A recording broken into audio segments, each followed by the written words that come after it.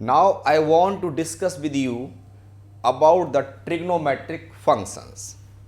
As after discussion about the measurement of angles, that is what is the angle, what are their various systems of measuring the angle, whether it is sexagesimal system, centesimal system, or it is the circular system. We really need that what are the trigonometric functions. Any function, any relation where trigonometric terms, trigonometric values are involved are said to be the trigonometric functions. If we discuss that trigonometric function is the comprises of the trigonometric ratios and the trigonometric identities. So if we discuss with you about first, that is the trigonometric ratios. So trigonometric ratios exactly is not a new concept. It is very discussed and used topic as we have discussed in class 10th. What are the trigonometric ratios?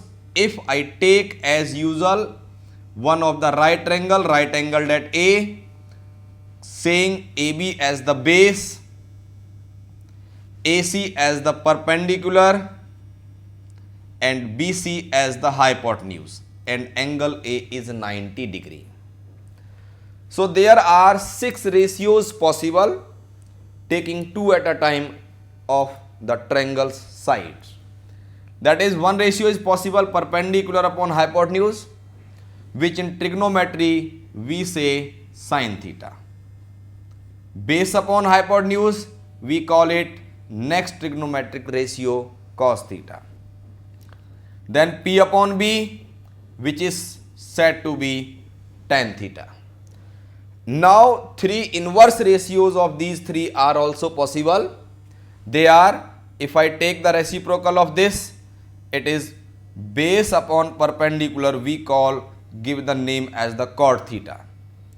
The reciprocal of cos, hypotenuse upon base, this is known as the sec theta, and the reciprocal of the first one, that is hypotenuse upon perpendicular, it is known as the cosec theta.